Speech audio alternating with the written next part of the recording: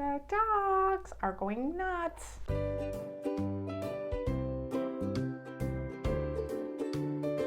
Hiya dishies. Is it just me, or does it seem like a really long time since we've sat in the parlor and done a little haul and had a cuppa together?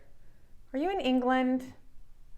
I am in my heart today. So I've been squirreling away a lot of fall items since last fall that I want to share with you. I went to an estate sale and I got some items there. They're not all fall, but I wanted to share with you. And the first thing I want to share is this incredible kite. And I'll just insert some pictures here because I have it. It's for auction right now on my eBay site. And I just thought this kite would be so cool for Halloween. And it's up for auction on my eBay site. So what do you think of that? I know you don't get a good idea of it because it's in the package still, but it's really cool. And I guess these sorts of kites, which were made in the 70s and 80s, I don't know if they were made before or after that, but they're pretty popular. So let's see how that goes. So also at that estate sale, I found a couple cool things. I found this little picture frame. The person whose estate was being sold was a former teacher and artist, and I believe she was an art teacher as well. And she had all kinds of unique items. So this I found, which was just kind of a, funky little picture frame. It was probably sold in the 60s or 70s at a dime store. There's kind of a little dime store price tag on it. And I wasn't sure about what was in it. So the back is a little piece of velvet cardboard and I did take it off. And this right here is a piece of ribbon, which seems to be silk and seems like it's been drawn upon in ink. I could be completely wrong about all of that, and it could just have come from the store like that. Anyway, I enjoyed the fall colors in it and thought I would just hang on to that. I don't think it has any resale value. It's in kind of rough condition, a little bit gaudy, but yeah, so I got that there. And I got these two rather old embroidery hoops, and I liked this one because it's an oval, which is a bit unusual, but they seem to me pretty old. It says Duchess Oval, patented. Any of you embroiderers out there familiar with this style, or this brand rather? Yeah. And this is just a small circle, so I got those there. A big old bag of vintage plastic clothespins, which are really just fabulous. And you've heard me sing the praises of vintage clothespins before. If you hang clothes on a line like I do from time to time, you just can't beat the old wooden or plastic ones. These are not like you buy today that crumble as soon as they've been outside. So I picked up a couple books there. This is a tiny little book. It's just one of those little palm-sized books. It's called Frog, Where Are You? And it's by Mercer Meyer. If you don't know Mercer Meyer, you can look up this author. He wrote many children's books, and I read them all to my children. The later books, which you might be familiar with, are the little critter books. Just a Mess, Just Time for Bed. I read all those books to my children. But he also wrote two of my favorites, which are There's a Nightmare in My Closet and another one. There's an Alligator Under My Bed or something like that. A fabulous story writer and illustrator. And this is just a very sweet little book with pictures only, illustrations only, no words, and it's just so charming. Look at the little, and you might recognize the illustrations if you don't recognize the name, but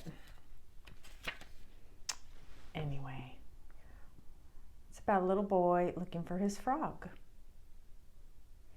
Anyway, I picked that up, and then also another of my favorite authors and children's author is Roald Dahl's Book of Ghost Stories. I got this for Robin, and I forgot to bring it to her when I went to visit her, but she's coming this week, so I will give it to her then. Roald Dahl, you all know Roald Dahl. He wrote Charlie and the Chocolate Factory and Matilda, The Gremlins, The Big Friendly Giant, James and the Giant Peach, and countless short stories for both children and adults. He is a British author, or was a British author. He died in 1990. A lot of his stories have been adapted to children's movies and films, and he was also a British fighter pilot in World War II, I believe. Anyway, I have not read these stories. I read some fabulous adult short stories by Roald Dahl, and he also had a interesting, I found this a couple years ago, TV program kind of in the style of, the Alfred Hitchcock short stories, which I love those kind of mystery, quirky, Twilight Zone type of stories that were on television. He had a short series of his, little episodes of his short stories. So I also found at this little estate sale, there was a room just floor to ceiling full of books. So it was very difficult to go through them. And those of us who love books, which are a lot of us, I know, it's hard to say no. But I thought this was really cool. Now you've seen these online. I think these were from like the 60s, maybe in the 50s or 70s, but they were, Adams. Lots of different a company that produced little magic tricks and books and all kinds of things. And I just thought this was so fun. It has the original price on it, which was 60-something cents. It's a bit hard to see. There is no year. There's a copyright in here. It says copyright Charles Bedford. Anyway, these are little tricks. I used to check out books like this from the library when I was little because I never really had the patience to be good at sleight of hand or magic tricks, but I was always thought it was fun and interesting in here. And these are just they're little tricks that you don't really need sleight of hand, but I have to read this one to you. How to get free candy.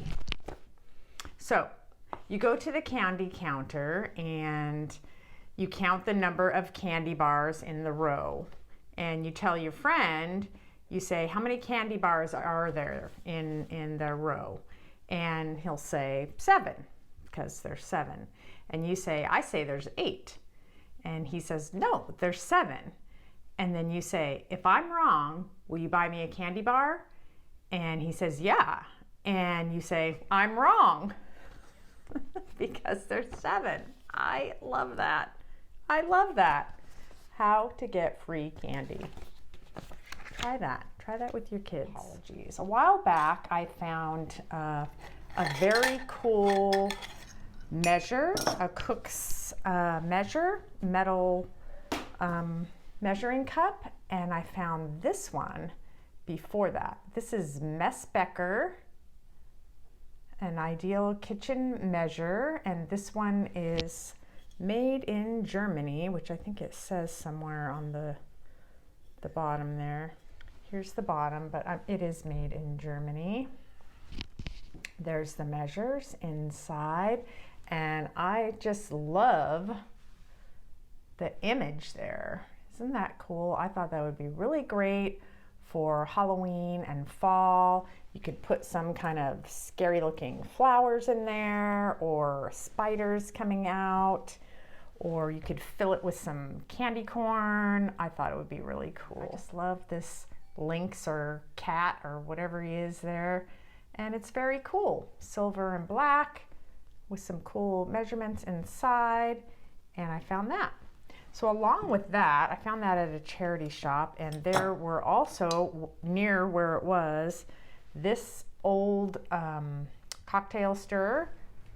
So you could mix your cocktail in here and stir it up, or use it in one of those tall cocktail mixers. Yeah, it's all metal, red and silver. And then I found this thing. Have any of you seen this? It's called Bar Boy. And there's a patent pending on it, and I don't know if they were made in the 50s or 60s, but it's got everything, yeah, patent applied for, it says inside there. I would say it's, you know, aluminum or tin. It's kind of heavy, or aluminum or steel. So there's a bottle opener there. So it's supposed to be kind of all-in-one bar tool. So there's the bottle opener there. There's the corkscrew there. And there's the jigger here to measure your shots or what have you. So it's just kind of an all-in-one tool, and I thought it was very cool. So I don't know what I'm gonna do with those. Do you think I should put those up for sale, the little stir and the Bar Boy? I really think I'm gonna hang on to that Messbecker measure for now, but they would make kind of a nice little lot. At Goodwill, I found this lovely Sadler Teapot in these beautiful fall colors, and it was $3.99. Look at that. Beautiful transferware. This is a large teapot. It holds 1 liter. It has like a pretty little cottage there. Sadler made in England, English company. They made all kinds of teapots in some of in the transferware style. And I did notice there was a chip on the inner rim there. Can you see it? It's barely noticeable and should not affect anything in regard to its use. It has a healthy amount of fine crazing. For those of you to whom that appeals, I filled it with hot water and let it sit for about an hour, and nothing was leaking or weeping. It works just fine. And this is a beautiful amber glass dish, and it has these kind of concentric circles creating a ribbing effect there. Also on the lid, and kind of a little deco pattern there. I could not find any information about this piece of glass at all. This is a nice piece of glass. It's polished. There's no bubbles in it. It's really well made. So I believe it to be vintage just because of the style. It's heavy. I don't know if it seems kind of large for a powder dish, you know, for a lady's vanity. Could be a candy dish, but I really don't know. I feel like it probably went with something else. The lid fits perfectly, and it is gorgeous. I think you're getting a good idea of the color there. It's very similar to the color of the cup and saucer, which I gave away, but it's a thicker glass, so you get a little bit stronger color. There are no chips or cracks on it, and I think it's just beautiful. My cousin Alicia found something with a similar style, and I've been hanging on to these too. She found these when she came to visit earlier in the summer, and she found 4 of them. She said, "Oh, do you want these?" I'm like, "Yes." They are these beautiful depression glass uranium sherbet glasses. They would have an underplate, which I don't have. They're gorgeous, and there's 4 of them. I'll hold them all up together. They are in perfect condition. I mean, you can see them pretty much glowing, and they have that same concentric ribbing. These were made by Hawking Glass in the pattern called Circle. It's called Circle pattern, and they were made in the 1930s. Wouldn't those be fun? Filled with some red jello with some grapes in them to look like eyeballs for a Halloween party or something like that. That would be really fun. And they glow. Put a little black light in your lamp so you can get an effect at your party. So I have 4 of those, which will be for sale in my Etsy shop. And she found one other item, which I've been hanging on to, which is this pretty little tin.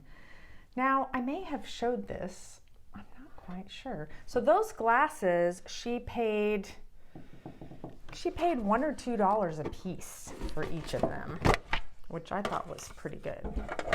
And then this little tin, this is a made in England tin for some American candy, and it says Minuet Assortment. And you probably can't see it down here, but it's Madison Confectionery Company out of Cleveland, Ohio. And it has a little bit of wear inside, but it's overall in great condition. And that will be for sale too in my Etsy shop. That would look really pretty in your fall display with some amber colors. Look how pretty that looks. All right, well, that's enough jibber jabbering. That is all I have for you. Thank you all for stopping by. This has gone on long enough. I hope you have a wonderful day and come back soon. Ta.